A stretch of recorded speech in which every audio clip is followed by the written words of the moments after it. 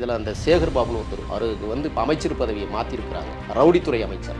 அப்படி ஒரு அமைச்சர் ஆமாம், இப்போ புதுசாக இப்போ உருவாக்க போகிறாங்க. ஏன்னா அவர் அதை தானே செஞ்சுக்கிட்டு இருக்காரு. இந்த அமைச்சருக்கு என்ன வேலை? இப்போ மதுரையில் ஆர்ப்பாட்டம் நடந்திருக்குல்ல, போவாரா? தொழிலாளர் நலத்துறை அமைச்சர் யார்? கணேசன், மரியாதைக்குரிய கணேசன். வந்தாரா? ஏன் வரல? அவர் ஒரு பறையர் என்கிற காரணத்தால். நான் சாதியை ஏன் வெளிப்படையாக பேசுறேன்னா பேசிதான் ஆகணும் இந்த ஆட்சியில். அமைச்சருடைய சாதியை சொல்லி குறிப்பிடுவது தவறாக என்ன தவறு இருக்குங்கிறீங்க? அப்புறம் எதுக்கு ஆதி திராவிடன் நீ வச்சிருக்கிற? இப்ப அந்த பதவியை ஏன் அவருக்கு கொடுத்துருக்கிறே? டம்மி பீஸ், டம்மி பதவி என்னென்ன இருக்கோ அதெல்லாம் அவங்க சமூக நீதி பேசிட்டு கொடுப்பானுங்க. அறிவுபூர்வமா வந்துருவான். இன்னொரு அம்பேத்கர் மாதிரி வந்துட்டான் சிக்கல். அதுதான் அவங்களுக்கு பயம். நீங்க சொன்ன சமூக நீதியும் திராவிடம் கொள்கை அப்படின்னு சொல்றாங்க. சொல்றாங்க, அவ்வளவுதான். சாதிக்கு ஒரு சுடுகாடு சமூக நீதி. இந்த திராவிட முன்னேற்ற கழகம் இதுவரை சமூக நீதி பேசி எந்த பறையர்குடி, பல்லர்குடி அல்லது இருளர்குடி, சோழகர்குடி அல்லது இவங்களுக்கு எங்காவது ஒரு அமைச்சர் பதவி கொடுத்த வரலாறு உண்டா? பொது தொகுதியில இவர்களுக்கு எங்கேயாவது நீங்க வந்து சீட்டு கொடுத்து வெற்றி பெற வைக்க வரலாறு உண்டா? அப்ப இவங்களுடைய ஆட்சி முறை, உங்கள்ட்ட என்ன கொள்கை இருக்கு? திங்க் பாலிடிக்ஸ் நேயர்களுக்கு வணக்கம். நான் நிவேதிதா சந்திரசேகர். இன்னைக்கு நம்மளோட கேள்விகள் 1000 நிகழ்ச்சிக்கு சிறப்பு விருந்தினரா இணைந்திருக்கக்கூடியவர் தமிழ் தேசிய ஆதரவாளர் மற்றும் சமூக ஆர்வலர் திரு முகில் வீரப்பன் அவர்கள். அவரை நேர்காணலுக்கு வரவேற்கலாம். வணக்கம் முகில் அவர்களே. வணக்கம். எப்படி இருக்கீங்க? நாரி கிடக்கிற தேசத்துல இப்படி நல்லா இருக்க முடியும்? பொதுவா அப்படி சொல்ல முடியாது இல்லையா? எங்குமே நாரி கிடக்கு. இப்போ நாரி கிடக்கு அப்படிங்கும் போது அதை சுத்தம் செய்யறதுக்கான தூய்மை பணியாளர்கள், அதுதான் இப்போதைக்கு பெரிய பேச்சா இருக்கு. தூய்மை பணியாளர்களுடைய இந்த போராட்டம் 13 நாட்கள் போராட்டம் நடத்தியிருக்காங்க. இப்போ அந்த போராட்டம் முடிவுக்கு வந்துருச்சுன்னு சொல்ல முடியல. ஏன்னா இப்போ அடுத்து மதுரையிலையுமே தொடர்ந்துகிட்டு இருக்கு. ஆனால் இப்போ சென்னையை பொறுத்த வரைக்கும் வந்து அது கொஞ்சம் சைலண்ட் ஆயிருச்சு அப்படின்னு சொல்லலாம். இந்த 13 நாட்கள் போராட்டம் துப்புரவு பணியாளர்களுக்கு என்ன நீதி கிடைச்சிருக்கு? வெள்ளை மாளிகைகள் விஸ்பரால் மேயப்பட்டிருக்கிறது, பேம்பர்ஸால் துடைக்கப்பட்டு கொண்டிருக்கிறது. 5 மற்றும் 6 மண்டலங்கள் நாத்தம் எடுப்பதை நாள்தோறும் பார்த்து கொண்டிருக்கிற நாளாந்திர குடிமக்கள், மாட மாளிகையில் வந்தேரிகளை வைத்துவிட்டு பூர்வீக குடிகளை மலக்குழிக்கில் இறக்கியிருக்கிற கேவலங்கட்ட அந்த ஸ்டாலின் தான் வராரு, இருட்ட தர போறாரு. இப்படி தான் இருக்கு. இன்னைக்கு ஒரு நாளும் விடியல் இல்லாத வெற்று ஆட்சி முறைகளை இந்த தமிழ்நாடு அரசு நடாத்தி கொண்டிருப்பதை நாம் பார்க்க முடிகிறது. ஏழையின் வயிற்றில் இறைவனை காண்போம், அல்லது ஏழையின் பசியில் இறைவனை காண்போம். இதான் அறிஞர் அண்ணாவுடைய கூற்று. எந்த பெருந்தகை பேரறிஞர் அண்ணா அவர்கள் தோற்றுவித்த இந்த இயக்கத்தின் அடுத்த வாரிசு தலைமுறைகள் இந்த வலிய மக்களை, எளிய மக்களை ஏமாற்றுகிற அரசாகவே காலம் கடத்தி கொண்டு வந்திருப்பதை கண்களால் நாம் பார்த்து கொண்டிருக்கிறோம். வெள்ளை மாளிகைக்கு முன்னால் 13 நாட்கள் இரவு முழுவதும் அல்ல, பகலிலும் போராட்டம், குடும்பத்தோடு போராட்டம். ஆனால் அதில் ஒரு குதூகலிப்பு இருந்தது. எமது கோரிக்கைகளை நிறைவேற்றுவதற்கு இந்த அரசு முன்வரும் என்று எதிர்பார்த்தார்கள். ஆனால் நாளாந்திர இந்த அரசு இந்த நேசத்தினுடைய மக்களை நாளாந்திரவாதியாக மாற்ற நினைப்பதுதான் கொடுமையிலும் கொடுமையாக இருப்பதை 13 நாட்கள் நானும் கலந்து கொண்ட அந்த ஆர்ப்பாட்டம். இன்றைக்கு மதுரை மண்டலத்தில் அதே துப்புரவு முன்களப் பணியாளர்கள் இன்றைக்கு களத்திற்கு வந்திருக்கிறார்கள் என்றால் இந்த ஆட்சி வெக்கங்கட்ட ஆட்சியாக, நாசகர ஆட்சியாக தொடர்ந்து தேர்தல் அறிக்கையில் பம்மாத்து வேலைகள். உடைய 70வது பிரிவில் நீங்கள் என்ன குறிப்பிட்டிருந்தீங்க? முன்களப் பணியாளர்கள் 10 ஆண்டுகளுக்கு மேல் பணி செய்தால் அவர்களுக்கு நிரந்தரமாக அரசு பணியை கொடுக்க இருக்கிறோம் என்று சொன்னீங்க. ஏன் வாய் பித்தலாட்ட வேலைகளை இந்த மண்ணில் நீங்கள் தொடர்ச்சியாக? இதில் அந்த சேகர் பாபுன்னு ஒருத்தர் அவருக்கு வந்து இப்போ அமைச்சர் பதவியை மாற்றிருக்கிறாங்க. தெரியுமா தெரியாதா உங்களுக்கு? ரவுடித்துறை அமைச்சர். அப்படி ஒரு அமைச்சர். ஆமாம், இப்போ புதுசாக இப்போ உருவாக்க போகிறாங்க. ஏன்னா அவர் அதை தானே செஞ்சுக்கிட்டு இருக்கிறாரு. இந்த அமைச்சருக்கு என்ன வேலை? இப்போ மதுரையில் ஆர்ப்பாட்டம் நடந்திருக்குல்ல, போவாரா?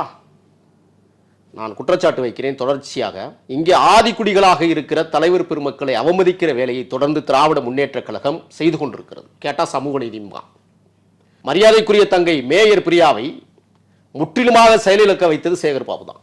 கையெழுத்து போடுவதற்கு மட்டுமே ஒரு பொம்மையாக பயன்படுத்துகிற கேவலங்கட்ட ஆட்சி முறை இந்த மண்ணிலே நடைபெற்றுக் கொண்டிருப்பதை நாம் திறந்தோறும் பார்த்தோம். மேயர் பிரியாக்கு இது தெரியாமலே நடந்திருக்கும். அவங்க எல்லாத்துக்குமே அக்செப்ட் பண்ணிட்டு தானே அந்த பதவிக்கே வந்திருப்பாங்க. அப்படி இல்லை, அவங்க கையெழுத்து போடுற பதவிக்கு வரணும்னு தான் அவங்கள தேர்வு பண்ணியிருப்பாங்க இந்த மேலே உள்ளவங்க.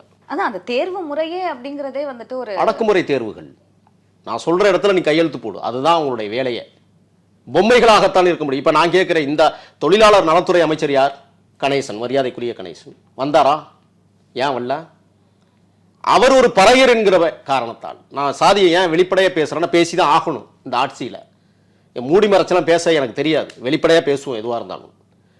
ஆக அவரையும் பொம்மையாக வைத்துக்கொண்டு தொழிலாளர் நலத்துறை அமைச்சர் ஒரு பதவியை கொடுத்து, பட் ஆனா இது இப்படி ஒரு அமைச்சருடைய சாதியை சொல்லி குறிப்பிடுவது தவறாக என்ன தவறு இருக்குங்கிறீங்க? அப்புறம் எதுக்கு ஆதி திராவிடன் நீ வச்சிருக்கிற? இப்போ அந்த பதவியை ஏன் அவருக்கு கொடுத்துருக்கிறே? டம்மி பதவி என்னென்ன இருக்கோ அதெல்லாம் அவங்க சமூக நீதி பேசிட்டு கொடுப்பானுங்க. இப்போ நீங்கள் இன்னொரு செய்தி நான் கேட்குறேன், உள்துறை அமைச்சர் கொடுப்பாங்களா? நிதித்துறை அமைச்சர் கொடுப்பாங்களா? சக்தி இல்லையா? வாய்ப்பு இல்லையா? இல்லை படிக்கலையா? ஏன் அந்த குடிகளுக்கு, மிகவும் தாழ்த்தப்படுத்தப்பட்ட குடிகளுக்கு இந்த பதவிகளை கொடுக்க மறுக்கிறது இந்த சமூக நாதி அரசு? ஏன்னா வந்துடுவான், அறிவுபூர்வமாக வந்துடுவான். இன்னொரு அம்பேத்கர் மாதிரி வந்துட்டான் சிக்கல். அதுதான் உங்களுக்கு பயம். சரி, நான் உங்கள்கிட்ட ஒரு கேள்வி வைக்கிறேன். என்ன கேள்வி வைக்கிறீங்களா? திமுகவுக்கு என்ன கொள்கை இருக்குது சொல்லுங்கள்.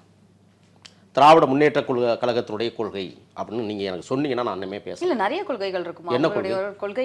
எல்லா கட்சிகளுக்குமே இருக்கக்கூடிய அதே கொள்கைகள் திராவிட முன்னேற்ற கழகத்துக்கும் தனியாக ஒரு கொள்கைகள் இருக்கு. என்ன இருக்குன்னு சொல்லுங்க. அதுதான் நம்ம எப்படி சொல்ல முடியும்? இல்லை, நான் எனக்கு தெரியல. ஏன்னா இவங்க தான் சமூக நீதிங்கிறாங்க. ஏன்னா எனக்கு தெரிஞ்சு கடமை, கண்ணியம், கட்டுப்பாடு இதுதான் வந்து கொள்கையா, இல்லை சமூக நீதி தான் கொள்கையா எனக்கு தெரியல. எதுன்னு தெரிஞ்சு நீங்கள் சொல்லி எனக்கு கற்றுக் கொடுத்துட்டீங்கன்னா, நீங்க சொன்ன மாதிரி சமூக நீதியும் திராவிட முன்னேற்ற கழகத்தின் கொள்கை அப்படின்னு சொல்றாங்க. அவ்வளோதான். சாதிக்கு ஒரு சுடுகாடு சமூக நீதி.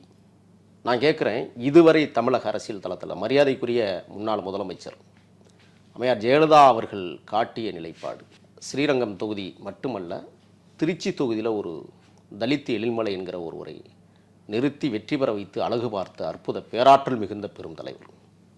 நான் மதிக்கிறேன். சில இடங்களில் எனக்கு அவங்க மீது கொஞ்சம் காழ்ப்புணர்ச்சி இருந்தது. இவங்க ஆட்சி முறையெல்லாம் பார்க்குற போது அவங்களே தேவலைன்னு தோணுது. இந்த திராவிட முன்னேற்ற கழகம் இதுவரை சமூக நீதி பேசி எந்த பறையர்குடி, பல்லர்குடி அல்லது இருளர்குடி, சோழகர்குடி அல்ல இவங்களுக்கு எங்காவது ஒரு அமைச்சர் பதவி கொடுத்த வரலாறு உண்டா? எங்காவது சொல்லுங்க. சரி, பொது நீரோட்ட பாதையில், பொது தொகுதியில் இவர்களுக்கு எங்கேயாவது நீங்கள் சீட்டு கொடுத்து வெற்றி பெற வைக்க வரலாறு உண்டா? அப்போ இவங்களுடைய ஆட்சி முறை என்ன? இவங்கள்ட்ட என்ன கொள்கை இருக்குது? சரி, நான் கேட்குறேன். இப்போ அண்ணன் திருமாவளவன் சொன்னாங்க, ஒரு வார்த்தையை சொல்லியிருக்கிறாங்க. என்னென்னா, ஜெயலலிதா எம்ஜிஆர் மீது ஒரு குற்றச்சாட்டு வச்சாங்க. அது என்ன சொன்னார்னா, எம்ஜிஆர் அதிமுகவை உருவாக்கியதற்கு பிறகு பார்ப்பனர்கள் அதிமுகவில் குடியேறணும்னு நான் சொன்னாங்க. இப்போ நான் ஒரு கேள்வி கேட்குறேன், எஸ் வி சேகர் யார்? இப்போ வா மைத்ரேயன் போய் அங்கே பூந்துருக்கிறார்ல, ஆர்எஸ்எஸ்காரர், அவர் யார்? அப்போ இதுக்கு பேர் என்ன? அப்போ பம்மாத்து அரசியல் தானே இந்த மக்கள்கிட்ட, பாமர மக்கள்கிட்ட நீங்கள் நடத்திட்டு இருக்கிறீங்க. இல்லை, ஒரு கட்சியிலேருந்து இன்னொரு கட்சிக்கு தாவறது அப்படிங்கிறது ஒரு தனிப்பட்ட விருப்பம் தானே. இவங்க இதுக்கு இவங்க தான் காரணம் நம்ம எப்படி சொல்ல முடியும்? சேர்ப்பதா சேர்க்க வேண்டாமா என்கிற இடத்துல யார் இருக்கா? கொள்கைவாதிகள் இருக்கணும்ல. நாங்கள் பெரியார் வழிவந்தவர்கள் பீத்திக்கிறீங்கல்ல, பெரியார் மண்ணுன்னு சொல்கிறீங்கல்ல. நான் கேட்குறேன், 1956 பெண்களும் ஆண்களும் இந்த அறப்போராட்டத்தில் வெள்ளை மாளிகைக்கு முன்பாக உட்கார்ந்து மிகப்பெரிய போராட்ட தளத்தை உருவாக்கினார்கள். நீங்கள் கைது செய்தது எத்தனை பேர்? 700 பெண்கள், 250 ஆண்கள், சரியாக 950 பேரை கைது பண்ணீங்க. இதில் மொத்தமே 17 பிரிவுகள் உட்கார்ந்து போராட்டம் பண்ணாங்க. ஒவ்வொரு பகுதியில் 17 பிரிவுகளாக போராட்டம் நடத்தினாங்க. இந்த ஒவ்வொரு பிரிவிலையும் பார்த்தீங்கன்னா, முன்னணியில் நின்று யார் அதிகமாக ஆக்ரோஷமாக தன் உரிமைகளை கேட்டார்களோ அவர்களை அடித்து துன்புறுத்தி கேவலப்படுத்தி, நான் பகிரங்கமாக சொல்கிறேன், ஜாக்கெட்டுகளை கிழித்து மார்பகங்கள் மீது கீறல் இருக்கிறது. சேலைகளை உருவுகிற போது இடுப்பு பகுதிகளில் பெண்களுக்கு கீறல் இருக்கிறது. என்ன அரசாங்கம் அது? யாருக்கான அரசாங்கம்? கேட்டா சொல்லுவீங்க பெண்களை மதிப்போம்னு. மிதிச்சிட்டு இருக்கிறீங்களா? கேவலங்கட்ட ஆட்சி முறைகள் நடந்திருக்கு அப்படிங்கிற பட்சத்துல அதுக்கான எவிடன்ஸ் எங்க இருக்கு? ஏன்னா எல்லாருமே கேட்குறது அடிச்சு கூட. ஏன்னா இதே கேள்விகள் நாங்களுமே முன் வச்சு கேட்டிருந்தோம். இந்த மாதிரி பெண்கள் மீது தாக்குதல் நடத்த நானே சாட்சி. நான் கண்கூட பார்த்தேன், நேரடியாக பார்த்தேன். களத்தில் தான் நான் அன்னைக்கு இரவு என்னை காவல்துறை கைது பண்ண, என்னை பண்ணுங்கன்னு சொல்கிறேன், உங்களை பண்ணுறதுக்கு எதுவும் இல்லை அப்படிங்கிறான். அப்போ ஏன் நடந்துச்சு அங்கே களத்தில்? என்ன செஞ்சாங்கன்னா, அன்னைக்கு அப்புறப்படுத்துதல் அப்படிங்கிற ஒரு விஷயம் அப்படின்னு தான் சொல்லியிருந்தாங்க. ஆனால் அதுக்கப்புறம் கொஞ்சம் நேரத்தில் அது கொஞ்சம் பயங்கரமாக வெடிச்சது. பட் இரவோடு இரவாக அவங்க எல்லாருமே அப்புறப்படுத்த, இரவில் கைது செய்வதற்கு யார் உரிமை கொடுத்தது?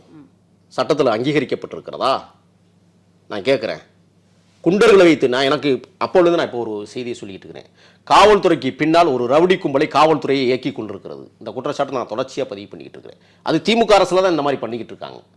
அன்னைக்கு என்ன நடந்ததுன்னா, 3:30 மணிக்கு உயர்நீதிமன்றத்தினுடைய தீர்ப்பு சட்டத்திற்கு உட்பட்டு அப்புறப்படுத்துங்கள் தான் சொன்னது. ஆனால் 3:30 மணிக்கு கிட்டத்தட்ட 17 பேருந்துகள் வரிசையாக நிறுத்தப்பட்டது. சரி, மானத்தோடு மரியாதையோடு இவர்கள் இந்த பெண்களை கைது செய்து நடத்துவார்கள் என்று நாம் எதிர்பார்த்தோம். 3:30 6:30 மணி வரை ஒரு பரபரப்பு உருவானது. ஏன்னா அன்னைக்கு காலையில் நீதிமன்ற தீர்ப்புக்கு முன்னாலேயே தமிழ்நாடு பகுஜன் சமாஜ் கட்சியினுடைய மாநில தலைவராக இருக்கிற மரியாதைக்குரிய பொற்குடி ஆம்ஸ்ட்ராங் வந்து அங்கே களத்தில் நிற்கிறாங்க. ஏன் இதை நான் இப்போ கொண்டு போகிறேன்னு சொன்னால், இன்றைக்கி அது எப்படி மடைமாற்றம் செய்யப்பட்டிருக்கிறது என்றால், ஆம்ஸ்ட்ராங் டீம் உள்ளே போனதுனால தான் இந்த ஆர்ப்பாட்டம் பிசுபிசுத்தது என்கிற அபாயகரமான ஒரு குற்றச்சாட்டை திமுகவுடைய ஐடி விங்கில் இருக்கிற அயோக்கிய பேலுக்கு இன்னைக்கு தொடர்ச்சியாக எழுதிட்டு இருக்காங்க. பட் பொற்கொடி ஆம்ஸ்ட்ராங் அங்க களத்துக்கு வந்து அவங்களுடைய ஆதரவு தெரிவிச்சுட்டு கிளம்பிட்டாங்க இல்லையா? இல்லை, அவங்க காலையிலிருந்து மாலை 6:30 மணி வரை, இடையில அதான் சொல்கிறேன், இந்த 3:30 மணிலேருந்து 5 மணி வரை இருந்துட்டு என்ன செய்கிறாங்கன்னா, இயற்கை உபாதைகளுக்காக வெளியில் செல்கிறாங்க. அப்படி செல்லும் பொழுது எல்லாருமே வெளியில் போகிறாங்க. கொஞ்ச நேரத்தில் அவங்க என்ன சொல்லிட்டு போகிறாங்க, அந்த இயற்கை உபாதைக்காக போகிற போது என்ன சொல்கிறாங்கன்னா, உங்களை கைது செய்தால் முதல் ஆளாக நான் தான் கைது செய்யப்படுவேன், நான் திருப்பி வருவேன், கொஞ்ச நேரத்தில் வந்துடுறேங்கிறாங்க. திருப்பியும் பேருந்துகளை கொண்டாந்து நிறுத்துகிறாங்க. அந்த 6:30 மணிலேருந்து 7:30 மணி வரை ஒரு 20 பேருந்துகளை கொண்டாந்து நிறுத்திட்டு உடனடியாக என்ன செய்கிறாங்க, அந்த பேருந்துகளை வாபஸ் வாங்குறாங்க. நான் ஒரு காவல்துறை நண்பரிடம் கேட்டேன், என்ன கைது செய்யலையா அப்படின்னு கேட்டேன். இரவாயிடுச்சு, பெண்களை கைது செய்வதுங்கிறது இன்னுமே வந்து சரியாக நடக்காதுன்னு சொல்கிறாரு. நான் அப்போவே அவர்கிட்ட சொன்னேன், இங்கே தான் சந்தேகம் இருக்குது இந்த வார்த்தையில் அப்படின்னு சொன்னேன். இரவு 11:30 மணிக்கு மீண்டும் பேருந்துகள் குவிக்கப்படுகிறது. ஆங்காங்கே ஆர்ப்பாட்டங்கள், முழக்கங்கள், சில பெண்கள் தூங்கிட்டாங்க. அந்த நேரத்தில் நான் சொன்னேன், 17 பேட்சாக அவங்கவுங்க போராட்டம் நடத்திட்டு இருக்கும்போது ஒவ்வொரு பேட்சாக போய் தூங்கிய பெண்களை அடித்து எழுப்பி, இதில் என்ன கொடுமைனா, அந்த பெண்களை பெண் காவலர்கள் கைது செய்யலை. ஆண் காவலர்கள் எப்படி கைது செஞ்சாங்க? உயர்நீதிமன்றம் அதை தான் தீர்ப்பு சொல்லியிருக்கா. கைது அப்படிங்கிறது முழுமையான கைது நடவடிக்கை எடுக்கப்பட்டதா இல்லை அப்புறப்படுத்துதல்ங்கிறதுக்காக அவங்கள பஸ்ஸில் ஏற்றினாங்களா? இல்லை, அப்புறப்படுத்துதல் என்பது வேறு. முதல்ல என்ன செய்கிறாங்க, உள்வாங்கில வச்சு அறிவிச்சுட்டே போகுது காவல்துறை, நீங்கள் அனைவரும் கலைந்து செல்லுங்கன்னு. அவங்க கலையை மறுத்தாங்க. நான் கேட்குறேன், இந்த தேன்மொழின்னு ஒரு அயோக்கிய பொம்பளை எப்படி உள்ள வந்தா? அவள் யார்? அவள் சேகர் பாபுனுடைய பினாமி. அவங்களுக்கு என்ன வேலை கொடுத்துருக்குறாங்கன்னு சொன்னால், தென் சென்னை கிழக்கு மாவட்டத்தினுடைய மகளிர் பிரிவினுடைய தொண்டரணி துணைத் தலைவர். இவ்வளோ படிக்கிறதுக்குள்ள நம்மளுக்கு மூளை வறண்டுரும். அவங்க வந்து என்னென்னா, சேகர் பாபுனுடைய ட்ரஸ்டியில் அவங்க வேலை செய்கிறாங்க. இருசக்கர வாகனங்கள் உதவி, அந்த தையல் மிஷின் உதவி, நடக்க முடியாதவர்களுக்கு கட்டை உதவி, பள்ளிகளுக்கு, ஏன்னா கணக்கு கட்டணம்ல கொள்ளையடிச்ச பணத்தில். சேகர் பாபுக்கு என்ன வேலை? காலையில் பட்டை அடித்தோமா, துர்நூறு பூசணுமா, அந்த கோயிலில் பிரசாதம் பொங்குனோமா, பக்தர்களுக்கு கொடுத்தோமா, காணிக்கை விழுந்துச்சா, எடுத்து பைக்கில் வச்சோமா, போக வேண்டியது தானே. சென்னைக்கும் உங்களுக்கு என்ன தொடர்பு? இப்போ மதுரைக்கு போங்க பார்ப்போம், உதைக்காமல் விட மாட்டானுங்க. இப்போ இந்த கேள்வி சில பேர் முன்வைக்கிறாங்க, என்ன அப்படின்னா, சென்னையில் ஒரு ஆர்ப்பாட்டம் நடந்துச்சு, 13 நாட்கள் நடந்துச்சு. அதுக்கப்புறம் அப்புறப்படுத்துதல்ங்கிற ஒரு விஷயம் நடந்துச்சு. அந்த அப்புறப்படுத்தல் நடந்த அடுத்த நாள் காலையில் வந்து ஸ்டாலின் வந்து புதிய அறிவிப்புகளை வெளியிடுறாரு. அதே தூய்மை பணியாளர்களுக்கு புதிய அறிவிப்புகளை வெளியிடுறாரு. அவங்களுமே வந்துட்டு, நாங்கள் ரொம்ப சந்தோஷமாக இருக்கோம், எங்களோட கோரிக்கைகளை நிறைவேற்றினா போதும் அப்படின்னு தூய்மை பணியாளர்கள் சில பேர் பேட்டியும் கொடுக்குறாங்க. இது நடந்து சில தினங்களில் மறுபடியும் இப்போ மதுரையில் அதே போராட்டத்தை வந்து முன்வைக்கிறாங்க. எங்களுடைய ஊதியம் இவ்வளவு இருக்கணும் அப்படிங்கிறத அவங்க முன் வச்சு இப்போ ஒரு போராட்டம். இது எப்படி சாத்தியம்? எனக்கு புரியலை. கூலிக்கு மாரடிக்கிற கூட்டத்தை கேள்விப்பட்டிருக்கீங்களா? இப்போ காலையில் உணவு உங்கள்கிட்ட யார் கேட்டா? இந்த மக்களை சோறு கொடுத்தே சோம்பேறியாக்குகிற அரசாக இது திகழ்கிறது. ஏழை எளியவர்களுக்கு அம்மா உணவகம் தோற்றுவிக்கப்பட்டது. நான்லாம் இங்கே சாப்பிடுவேன், இன்றைக்கி வர சாப்பிட்றேன். அது பலனுள்ளது. காலையில் வேலை செஞ்சுட்டு களைப்போடு இருக்கிறவங்களுக்கு காலை உணவுன்னா யாரை ஏமாத்துறீங்க நீங்கள்? சரி, அவங்களுடைய குழந்தைகளுக்கான பள்ளி படிப்பு விகிதாச்சாரங்களை நீங்கள் தீர்மானித்த வரலாறு உண்டா? ஏன் அதை செய்யலை? உங்களுடைய நோக்கம் என்னவாக இருக்கிறதுனா, இந்த மக்கள் மன்றத்தில் அவமானப்பட்டு போய் நிற்கிறாங்க. இன்றைக்கி துப்புரவு முன்களப் பணியாளர்களின் மூலமாக சென்னையில் கேவலப்பட்டு நிற்கிற இந்த அரசு பம்மாத்து வேலைகளை செய்வதற்கு 1000 ரூபாய்க்கு கூலிக்கு வாடகைக்கு ஆளுகளை பிடிச்சிட்டு வந்து ஸ்டாலின் தான் வராரு, விடியல் தர போகிறாரு, வார்த்தைகள் வருது, சொல்ல முடியாமல் தவிக்கிறேன். ஏன்னா நீங்கள் என் சகோதரியாக இருக்கிறதுனால பேசாமல் தவிர்க்கிறேன். கூலிக்கு ஆளை பிடித்து கொண்டு வந்து கோஷங்கள் எழுப்ப விட்ட இயக்கம் அது. அவங்க பித்தலாட்டமாக நம்மளுக்கு என்னென்னங்கிறது தெரியும். திராவிட முன்னேற்ற கழகம் என்பதே திருட்டு தில்லுமுள்ளு தான், எங்கேயுமே நேர்மையாக இருக்காது. இது கடந்த கால ஆட்சி முறையிலே நம்ம பார்க்கணும். கலைஞரை விட மிஞ்சியவராக இன்றைக்கு ஸ்டாலின் இருக்கிறார் என்றால், மதிகட்ட அரசாக, மானங்கட்ட அரசாக தமிழ்நாட்டில் ஆண்டு கொண்டிருப்பதை இன்றைக்கு முன்களப் பணியாளர்களுடைய போராட்டம் நிரூபித்திருக்கிறேன். நான் கேட்குறேன், தரதரன்னு அடித்து இழுத்தீங்க, பேருந்துகளை ஏற்றுனீங்க, பேருந்துகளே வச்சு அடிச்சிங்க, விடுதலையானதை பற்றி எங்கேயாவது நீங்கள் கேள்விப்பட்டீங்களா? ஏன் கேள்விப்படலை? எப்படி தேன்மொழியை இவர்கள் வந்து அப்புறப்படுத்துவதற்கு பயன்படுத்தினார்களோ அதேபோல் விடுதலைக்கும் உயர்நீதிமன்றத்தில் என்ன செய்கிறாங்கன்னு சொன்னால் இந்த போராட்டக்காரர்கள் வெளியில் வந்து எவ்வித பேட்டியும் எவ்விதமான செயற்பாடுகளிலும் ஈடுபடக்கூடாதுங்கிறத எழுதி வாங்கிடுறாங்க. என்ன காரணத்துக்காக? திருப்பி உட்கார்ந்துட்டாங்கன்னா அப்புறப்படுத்த முடியாதுல. 13 நாள் அப்புறம் நான் என்ன கேட்குறேன்னா, வெள்ளை மாளிகைக்கு முன்னால் இருக்கிற நடைபாதையில் எங்காவது 13 நாட்களில் ஒரு சிறிய அசம்பாவிதம் உங்களால் கூற முடியுமா? தேன்மொழி நடந்து போகிறதுக்கு சிரமம்னா கீழே இறங்கி போக வேண்டியதானே? தேன்மொழிக்கு கார் இல்லையா? அப்போ நீங்கள் எதை நோக்கி? திமுகவுடைய புள்ளிகளையே வைத்திருக்கிறார்கள். வழக்குக்காக கேட்டால் பொதுநலவாதி, சீர்திருத்தவாதி, வெங்காயம்னு வச்சுருப்பானுங்க. அப்போ இந்த துப்புரவு பணியாளர்களை தொடர்ச்சியாக இழிவுபடுத்துகிற வேலையை தொடர்ந்து செய்ய முதல்ல பதவி கொடுத்து பறையர்களை இழிவுபடுத்துகிற அரசு. நான் முதவே சொன்னேன், மேயர் பிரியாவை பொம்மையாக வைத்துக்கொண்டு கையெழுத்து போட வைக்கிறாங்க. கணேசனை இதுக்கு வரவிடாமையே தடுத்து நீ அங்கே கடை நாங்கள் பார்த்துக்கிறோம் சொல்லி தடுத்து நிறுத்திய கொடுமை. இந்த ஆட்சி கேட்டால் சமூக நீதின்னு பேசுகிற இவர்கள், நான் இப்போ சவால் விடுறேன், வெள்ளை மாளிகைக்குள் வேலை செய்யக்கூடிய ஒவ்வொரு பணியாளருடைய சொத்து மதிப்புகளை வெளியிட தயாரா? கோடிக்கணக்கில் கொள்ளையடிச்சு வச்சுருக்கான். நான் குற்றச்சாட்டு வைக்கிறேன், என் மேலே வழக்கு போடட்டும். வெள்ளை மாளிகையில் பணி செய்யக்கூடியவர்கள் நிம்மதியாக இருக்கிறார்கள்.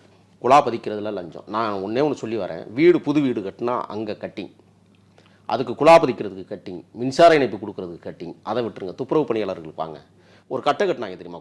குப்பை தொட்டிக்கு கீழே தெரியாதான்? பல 100 கோடி கொள்ளை. அந்த தகரம் வாங்கி வச்சாங்க பாருங்க, குப்பை தகரம், அதில் கொள்ளை. விளக்கமாத்தில் கொள்ளையடிச்சு எங்கேயாவது பார்த்துருக்குறீங்களா? விளக்கமாறு கூட்டுறதில்ல. இவங்களை எதை கொண்டு அடிக்கிறது? விளக்கமாத்தில் கொள்ளை, ப்ளீச்சிங் பவுடரில் கொள்ளை, ஒப்பனை அறைன்னு கட்டிருக்கல, அங்கங்கே கட்டப்பட்டிருக்கு தெரியுமா? அது பேர் இப்போ புதுசாக சொல்லாடல், ஒப்பனை அறை, அதில் கொள்ளை. நலத்திட்டங்களை உருவாக்குவதே கொள்ளையடிப்பதற்காகத்தான் என்பதை இந்த திராவிட முன்னேற்ற அல்லது திருட்டு முன்னேற்ற கழகம் தொடர்ச்சியாக இந்த வேலையை தமிழ்நாட்டில் செய்து கொண்டிருக்கிறது என்றால். பட் நீங்க இப்ப சொல்ற மாதிரி இவ்வளவு குற்றச்சாட்டுகளை நீங்க முன்வைக்கிறீங்க, இதுல கொள்ளை அதுல கொள்ளை, ஆனா அதுக்கு எல்லாத்துக்குமே அவங்கள்ட்ட ஆதாரம் இருந்தது அப்படின்னா நம்ம என்ன சொல்றது? காட்ட சொல்லுங்க, வெள்ளை அறிக்கையில வெளியிட சொல்லுங்க பாப்போம். இந்த அரசை நாங்கள் ஒரு சாலையை போடுவதற்கு இத்தனை ஆயிரம் கோடி செலவழிச்சிருக்கிறோம். நான் ஒன்று இப்போ என்ன எனக்கெல்லாம் என்ன பயன் தெரியுமா? மெட்ரோவில் யாரும் கொள்ளையடிக்காமல் வேலை செய்யுங்கன்னு நம்ம சொல்ல வரோம். ஏன்னு கேட்குறீங்களா? நீண்ட நாள் கனவு திட்டம், ஒரு 100 வருஷத்துக்கு அது இது மக்களுக்காக பயன்படணும்னு தொலைநோக்கு பார்வையோடு உருவாக்கப்படுகிற இந்த திட்டத்தில் போலி சிமெண்ட்டுகளை பயன்படுத்திடாதீங்க, போலி மணல்களை பயன்படுத்திடாதீங்க. எங்காவது என் அடுத்த தலைமுறை இடிஞ்சு விழுந்து செத்து போகும். ஒரு சாலையை ஓர் ஆண்டுக்கு 2 முறை போடுவார்கள், பேத்துரும். அப்போ அந்த மதிப்பீட்டு குழுவை உருவாக்குகிற உள்ளாட்சி நிர்வாக இயக்குநர்கள் என்ன பண்ணுறாங்க? சோதனை பண்ணணும்ல, எத்தனை பாயிண்டில் நீ வந்து கல் போட்டிருக்க, எத்தனை பாயிண்டில் தார் சாரில் போட்டிருக்க, எத்தனை வந்து அமைக்கிருக்கிற, எவ்வளவு நீ தார் கலந்துருக்கிற, இது கணக்கிடணும்ல. எங்கே கணக்கிட்டு? சென்னை மாநகராட்சியில் எங்கேயாவது உண்டாது? அப்போ நீங்கள் என்ன செய்றீங்க? மழைக்கால பேரிடருங்கிற பேரில் நிதியை ஒதுக்கி. நான் கேட்குறேன், ஒரு கேள்வி உங்களை கேட்குறேன், சென்னை மாநகரத்தில் ஏன் தூங்கா வகை வைக்கிறாங்க தெரியுமா?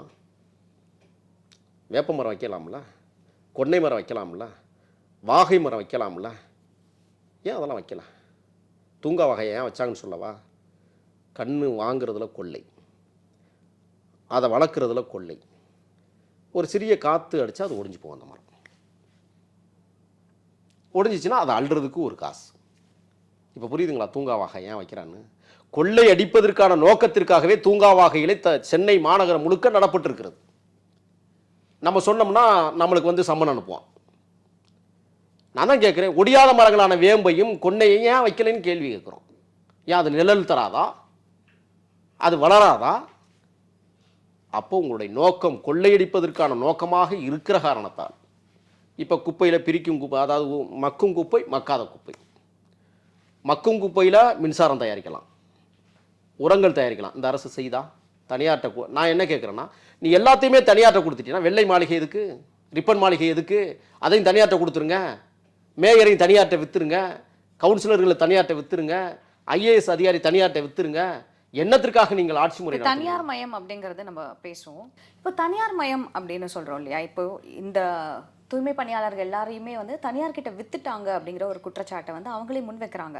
ஆனா இது கார்ப்பரேஷன் கீழே இருக்கிறதுல என்ன பிரச்சனை? கொள்ளையடிக்கணும்ல. நீங்கள் இங்கே சின்ன சின்ன கொள்ளை, தனியார் மயப்படுத்துதுன்னா ஒட்டுமொத்த கொள்கை, ரெண்டுக்கு வித்தியாசம் இருக்குது. தனியார்கிட்ட நீங்கள் விற்றீங்கன்னா, இப்போ நான் இந்த விஷயத்த சொல்கிறேன். ஏற்கனவே இந்த அயோத்திராம ரெட்டிங்கிற ஒரு அயோக்கியன் சேகர் பாபுவோட பின்னி பிணைந்த ஒருவனாக இருக்கிறான். ஏற்கனவே வந்து சில மண்டலங்கள் அவனுக்கு கொடுக்கப்பட்டிருக்கு. 129 கோடி கொள்ளையடிக்கப்பட்டிருக்கிறது. இது இன்னைக்கு வந்து இணையதளங்களில் இன்னைக்கு வெளிவந்துகிட்டு இருக்கு. 129 கோடி 4 ஆண்டுகளில் இவன் கொள்ளையடிச்சிருக்கிறான் 3 மண்டலத்தில். இங்கே இருக்கிற 15 மண்டலங்கள்லையும் இவன் பொறுப்பில் விட்டால் எவ்வளோ கொள்ளையடிப்பான்? இதில் அமைச்சருக்கு கட்டிங்க, வெள்ளை மாளிகைக்கு கட்டிங்க, முதலமைச்சர் வர போகுது. நீங்கள் நான் என்ன கேட்குறேன்னா, KN நேரு இருக்கிறாரு. KN நேரு ஏன் இந்த பிரச்சனைக்கு முன்னாடி வரல? காவிரி ஆற்றுல அள்ளப்படுகிற மணலுக்கு கட்டிங் வாங்க போயிட்டாரா? நான் கேட்குறேன். அதை காட்டி என்ன? 2000 பேர் போராடிக்கிட்டு இருக்கிறான் தலைநகரில், மழையிலையும் வெயிலையும். அவனுடைய பிரச்சனை என்ன என்பதை பேசி தீர்ப்பதற்கு கூட உங்களால் வர முடியலைன்னா வக்கற்ற ஆட்சி நடக்குதுன்னு நான் சொல்ல வரேன். தனியார்கிட்ட நீங்கள் கொடுத்தா ஒட்டுமொத்த கொள்ள அவன் என்ன செய்வான்? ஆண்டுக்கு வந்து நான் சொல்கிறேன் 210 கோடி ஆண்டுக்கு வந்து ஒதுக்குறாங்க. ஒரு வருஷத்துக்கு எவ்வளவு? ஒரு மாதத்துக்கு 210 கோடி என்றால் இந்த உள்ளாட்சி நிர்வாகத்தை, சென்னை மாநகரத்தை மட்டும் கவனிப்பதற்கு என்றால் ஓர் ஆண்டுக்கு கிட்டத்தட்ட 2900 கோடிக்கு மேலே இவர்கள் சம்பாதிப்பதற்கான வழிவகையை செய்கிறார்கள். 900 கோடி செலவழிப்பான், 2000 கோடியை கட்டிங் போட்டுருவோம். இது எப்படி இருக்குது? இதுக்கு தான் தனியார்ட்ட கொடுக்குறது. சரி, இப்போ திமுக அப்படின்னு ஒரு கட்சியை மட்டும் கொள்ளை அப்படிங்கிற மாதிரியான விஷயங்கள் எல்லாத்துலேயுமே இதுக்கான ப்ரூஃப் நீங்கள் சொல்கிறீங்க, இதுக்கான ஆதாரங்கள்லாம் நிறைய இருக்கு. கூட்டணியில் இருக்க கட்சிகள் இதை பற்றி கேட்டிருந்திருக்கலாம். இன்னைக்கு திருமாவளவன் அவர்கள் ஒரு விஷயத்த சொல்லியிருந்தாரு. பணி நிரந்தரம் அப்படிங்கிறது தூய்மை பணியாளர்களுக்கு கூடாது, ஏன்னா அது குலத்தொழிலை வந்து திரும்ப கொண்டு வர ஒரு விஷயமா இருக்கு அப்படின்னு. இதில் உங்களுடைய பார்வை என்ன? இது சரியா? தவறான முன்னுதாரணத்தை எழுச்சி தமிழர் அண்ணன் திருமா அவர்கள் முன்னெடுத்து வைத்திருப்பதை பார்க்க முடிகிறது. ஒரு ஆசிரியர், அடிப்படை முதல் பட்டதாரி ஆசிரியராக ஒரு வீட்டில் வந்தால் அடுத்த தலைமுறை ஆசிரியராக வரும்னு நீங்கள் நினைக்கிறீங்களா? அது அடுத்து கலெக்டராக கூட வரலாம், அடுத்து வேறு பதவிகளுக்கு கூட போகலாம். அடிப்படை பொருளாதாரத்தை கட்டமைப்பதற்கு ஒரு அரசு பணி கிடைத்தால் போதும் என்கிற நிலைதான் ஏழை எளியவர்களுக்கு இன்று வரை வரப்பிரசாதமாக இருக்கிறது. துப்புரவு பணியாளர்களுடைய பிள்ளைகள் எதிர்காலத்தில் துப்புரவு பணி செய்யும்னு என்ன நம்பிக்கையில் இப்படி சொல்கிறாரு? அதுதான் ஒரு கேள்வியாக இருக்கு. ஆனால் இப்போது 10 வருடங்களாக இருக்க பணியில் இருந்தவங்களுக்கு பணி நிரந்தரம் தேவைங்கிறது தான் இந்த போராட்டம். அப்படி இருக்கும்போது பணி நிரந்தரம் கொடுக்கக்கூடாது, இது வந்து குலத்தொழிலை திரும்ப கொண்டு வர மாதிரி இது என்ன ஒரு மனசில் என்ன நினச்சிட்டு அவர் அதை சொன்னாரு? இல்லை, இப்போ இங்கே மாநகராட்சியில் வேலை செய்யக்கூடியவர்கள் வந்து 100% விழுக்காடு தாழ்த்தப்படுத்தப்பட்ட வகுப்பை சார்ந்தவர்களாக இருந்தாலும் அவர்கள் தானாக முன் வந்து இந்த வேலையை செய்து கொள்வதற்கும் வறுமையை போக்குவதற்கும் தான் அந்த வேலைக்கு வந்தாங்க. இந்த வறுமையிலிருந்து நம்மை விடுவித்துக் கொள்ள வேண்டும் என்பதற்காக தன்னை வலிந்து வரிய வந்து இந்த பதவியை அல்லது இந்த பொறுப்பை உணர்ந்து இங்கே வந்து வேலை செய்கிறாங்க. இவங்க என்ன செய்கிறாங்க இன்றைக்கி அப்படின்னா, ஒவ்வொரு குடும்பத்தில் நீங்கள் போய் பார்த்தீங்கன்னா அன்னைக்கு வேலை செஞ்சுட்டு அப்பாடான்னு போய் படுக்கிற மக்கள் தான் அன்றாடங்காட்சி மக்களாக அவர்கள் இருக்கிறார்கள். அவர்களுடைய பிள்ளைகள் தான் பார்த்த வேலையை எந்த காலத்திலும் பார்த்து விடக்கூடாது என்பதிலே கவனமாக இருக்கிறார். ஏன்னா இவங்க அவ்வளோ கஷ்டப்படுறாங்க. நான் ஏற்கனவே சொன்னதை போல மாட மாளிகையிலிருந்து வீசப்படுகிற விஸ்பர்களை கரங்களில் ஏந்தி கைரேகையிலேயே அழிந்து போகிற கால சூழலுக்கு இன்றைக்கு இந்த மக்கள் தள்ளப்பட்டிருக்கிறார்கள். தன்னுடைய பிள்ளையும் இப்படி வந்து அள்ளணுமாங்கிறத யோசிக்க மாட்டாங்களா? ஒரு ஆசிரியர் பணி செய்கிறான், கௌரவமாக வேலை செய்கிறான் என்றால் அவனுடைய பிள்ளை ஆசிரியர் பணி செய்கிறான் என்றாலும் அது கௌரவமாக பார்க்கப்படுகிறது. ஆனால் துப்புரவு பணி என்பது ஒரு கேவலமாகவே பார்க்கப்படுகிறது. அது எப்படி ஒரு கேவலத்தை சுமந்த நாம் எப்படி பிள்ளைகளையும் கேவலப்படுத்துவார்கள் பெற்றோர்கள்? இதை ஏன் அண்ணன் திருமா புரிந்து கொள்ள முடியவில்லை? கூட்டணியில இருந்த அதுக்காக இந்த மாதிரியான ஒரு கூட்டணிக்கு எவ்வளவு தூரம் தான் நீங்க முட்டு கொடுப்பீங்க? எத்தனை காலத்துக்கு முட்டு கொடுப்பீங்க? நான் அக்ரிமெண்ட் போட்டிருக்கா 99 ஆண்டுகளுக்கு வந்து திராவிட முன்னேற்ற கழகத்தோடு விசிகா கூட்டணி அப்படிங்கிறத அக்ரிமெண்ட் போட்டா கூட. ஏன்னா திருமா அவர்களுடைய இந்த கருத்துக்கு வந்து கூட்டணியில் இருக்கக்கூடிய கம்யூனிஸ்ட் கட்சி சண்முகம் அவர்கள் ஒரு எதிர்ப்பு தெரிவிச்சிருக்காரு. இது தவறான ஒரு உதாரணம் அப்படின்னு. கண்டிப்பா 100% இது தவறான அணுகுமுறை, உதாரணம். அது மட்டும் இல்லை, இவருடைய பண்பட்ட அரசியலுக்கும் இவருடைய மிக நீண்ட தொலைவு அரசியலுக்கும் பொருந்தாத ஒரு சொல்லாடலை இன்றைக்கு அண்ணன் திருமா அவர்கள் உதிர்த்திருப்பது என்பது அனைவராலும் முகம் சுளிக்க வைத்திருக்கிறது. ஏன்னா கூட்டணிக்குள்ளேயே இவ்வளவு முரண்பாடுகள் அப்படிங்கும் போது வரக்கூடிய தேர்தலை எப்படி இவங்க சந்திக்க போறாங்க? நான் தொடர்ச்சியாக சொல்லி கொண்டிருக்கிறேன், திராவிட முன்னேற்ற கழகம் இல்லை, திராவிட மாடல் இல்லை, திருட்டு மாடல். இந்த ஆட்சி முறை கூட்டணி கட்சிகளுக்குள் மிகப்பெரிய அவமதிப்பை உருவாக்கியிருக்கிறது. நான் சொல்கிறேன், இதுவரை 6896 படுகொலைகள் நேற்று வரை தமிழ்நாட்டில் நடைபெற்றிருக்கிறது. ஒரு நாளைக்கு குறைந்தபட்சம் 6 படுகொலைகள் நடக்கிறது. கருப்பர் நகரத்தின் தங்க தலைவன் என்று சொல்லப்பட்ட அண்ணன் ஆம்ஸ்ட்ராங் படுகொலை என்பது 6000 படுகொலைகளில் முதன்மையான படுகொலை. ஒரு மாபெரும் தலைவரை இந்த நாடு இழந்திருக்கிறது. ஆக தமிழ்நாடு முழுவதும் இன்றைக்கு சாதி வெறியாட்டம் தலைதூக்கி நிற்கிறது. கவின் படுகொலையில் கூட இன்றைக்கு சாதியம் எவ்வளவு தூரம் திணிக்கப்பட்டு கொண்டிருக்கிறது என்பதை நாம் பார்க்க முடிகிறது. கேடுகட்ட இந்த அரசில் தம்பி அஜித்குமாருடைய மரணத்தை காவலர்களை அடித்துக் கொள்ளுகிற கொடுமை இந்த மண்ணில் நிகழ்ந்திருக்கிறது என்றால் இவருடைய ஆட்சி முறை என்ன? நிக்கிதாவா நிகிதாவா என்னன்னு இன்னைக்கு வர புரியல. ஆனால் அமைச்சரோடு நெருங்கிய தொடர்பு என்றெல்லாம் இன்றைக்கு செய்திகள் வெளிவருகிறது. 250 கோடி பெருமானமுள்ள கோவில் சொத்துக்களை கொள்ளையடிப்பதற்கு இன்றைக்கு அஜித்குமாரை படுகொலை செய்திருக்கிறார்கள் என்கிற குற்றச்சாட்டை சிபிசிஐடி சொல்லுது. நான் ஒன்று கேட்கிறேன். புதுக்கோட்டை மாவட்டத்தில் மலத்தை கலந்தார்கள் வேங்கவயலில். ஆனால் குடித்தவர்களே குற்றவாளியாக்கிய கொடுமை உலகத்தில் எங்கேயாவது உண்டா? ஸ்ரீமதியினுடைய ஒரு குழந்தை 11ஆம் வகுப்பு படித்த மாணவி கள்ளக்குறிச்சியில் இறந்தாங்க. 3வது மாடியிலிருந்து தற்கொலை செய்து கொண்டார்கள் என்று சொன்னார்கள். அதற்கு சிபிசிஐடி என்ன பண்ணாங்க தெரியுமா? பொம்மையை செஞ்சுட்டு கொண்டு போயிட்டு ஃபிக்ஸ் பண்ணிட்டாங்க, இது தற்கொலை.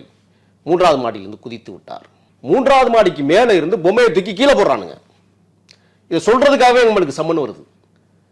ஒரு மாணவி எந்த மனநிலையில், அவர்கள் பார்வையில் தற்கொலை என்றால், நான் எந்த வேகத்தில் விழுகப் போகிறேன், எந்த இடத்துல விழுந்தா நம்ம செத்துருவோம், எப்படிப்பட்ட சூழலில் விழுந்தா செத்துருவோம். ஒரு குழந்தைக்கு அந்த மனநிலை அறியும். பொம்மைக்கு மனநிலை இருக்கா? அப்போ அந்த வழக்கை ஊற்றி மூடுவதற்கு இந்த அரசு எந்த மாதிரியான முறைகளை கையாண்டது என்பது வரலாறாக இருக்கிறது. அப்போ திமுக ஆட்சியில் நடந்த அனைத்து பிரச்சனைகளுக்கும், அனைத்து தற்கொலை கொலைகள் எல்லாத்துக்குமே வந்து அவசரமா அவங்க சம்பந்தப்பட்டிருக்காங்க அப்படின்னா அந்த வழக்கை இமீடியட்டா மூடணுங்கிறதுக்காக எந்த எக்ஸ்டெண்டுக்கு வேணாலும் போயிருக்காங்க. கண்டிப்பா. இப்ப நீங்க இந்த மாநகராட்சி இப்ப நடைபெற்று கொண்டிருக்கிற போராட்டத்தில் கூட நாங்கள் எந்த எல்லைக்கும் போவோம் அப்படிங்கிறத பறைசாற்றுவதற்கு நான் ஒன்று கேட்குறேன். மரியாதைக்குரிய ஊடகவியலாளர் சவுக்கு சங்கர் வீட்டில் பீய கரைச்சி ஊற்றினானுங்களா இல்லையா? இதே சேகர் பாபு ஒரு ரவுடிக்கிட்ட பேசினா, நான் தான் அந்த ஆடியோவை ரிலீஸ் பண்ணேன். அந்த ரவுடியோட நெருக்கமாக இன்றைக்கு இருக்கிறார்கள். ஒன்று, இப்போ முதல்வரை சந்திக்க போறதுக்கு தேடப்படுகிற குற்றவாளி செல்வப்பெருந்தகையோடு காங்கிரஸ் பேர் இயக்கத்துடைய மாநில தலைவரோடு கூடவே இருக்கிற ஒரு நபர் இவ்வளவு பாதுகாப்பு வளையம் முதலமைச்சருக்கு இருக்கிற போதும் முதலமைச்சரோட போய் உட்கார்ந்து பேசுறான். அவன் தேடப்படும் குற்றவாளி. அப்ப சட்டம் ஒழுங்கு சந்தி சிரிக்கிறது, தமிழ்நாட்டில் நாரி கிடக்கிறது, திறந்தோறும் படுகொலைகள். அப்ப இது யார் செய்யறது? உளவுத்துறை தோல்வியடைந்திருக்கிறது. நான் கேட்கிறேன், KN அவர்களுடைய தோல்வி மற்ற துறைகள் தோல்வி அடைஞ்சிருக்கு அப்படின்னு எடுத்துக்கிறதா, இல்ல திமுகவின் கட்டுப்பாட்டில் இருக்கு அப்படின்னு எடுத்துக்கிறதா? முழுக்க முழுக்க திராவிட முன்னேற்ற கழகம் இங்கே ஆட்சி ஆளல, போலீஸ் தான் ஆட்சி ஆண்டுகிட்டு இருக்கு. முதலமைச்சர் என்ன செய்து கொண்டிருக்கிறார் என்பதே தெரியல. தினந்தோறும் தினத்தால் பார்க்கிறாரா என்னன்னு தெரியல, தொலைக்காட்சி செய்திகள் பார்க்கிறாரா என்னன்னு தெரியல. உங்களை போன்ற சமூக ஊடகவியலாளர்கள் எழுப்புகிற கேள்விகள் தினந்தோறும் பார்க்கிறாரா இல்லையா என்கிறதே கேள்விக்குறியாக இருக்கிறது. எதையுமே செய்யல. அதான் சொல்றேன், நாடு நாசகரமாகி போய் கொண்டிருக்கிறது, நாரி போய் கிடக்கிறது. நல்லவர்கள் தமிழ்நாட்டை ஆள வேண்டும் என்பதுதான் நம்முடைய கனவு திட்டமாக. இதுக்கு மாற்று என்ன? இதுக்கு மாற்று நான் சொல்றேன், புரட்சி தலைவர் எம்ஜிஆர் அவர்கள் இந்த தேசத்தை எவ்வாறு ஆண்டார்கள், எவ்வாறு தன் கட்டுப்பாட்டில் இந்த ஆட்சி முறையை கையகப்படுத்தி வைத்திருந்தார்கள். ஏழையின் சிறைப்பில் இறைவனை காண்போம் என்ற அடையாளத்திற்கு புரட்சி தலைவர் எம்ஜிஆர் அவர்கள் இந்த மண்ணிலே எவ்வளவு தூரம் இந்த மக்களை பாதுகாத்தார்கள் என்பது நாடறியும். இன்றும் அந்த தலைவனை நாம் போற்றுகிறோம். ஏனென்றால் என் தலைவனை உருவாக்கிய தலைவன், அந்த தலைவன் தடத்தில் இயங்குகிற ஒரு பேர் இயக்கம் இந்த நாட்டை ஆளணும், அவரை போல ஆட்சி ஆளணும். அதுதான் நான் விரும்புகிறேன். ஸோ இன்னைக்கு நேர்காணலில் கலந்துக்கிட்டு நிறைய விஷயங்களை வந்து பகிர்ந்துக்கிட்டீங்க. நேர்காணலில் கலந்துக்கிட்டதுக்கு நன்றி முகிலா. நன்றி.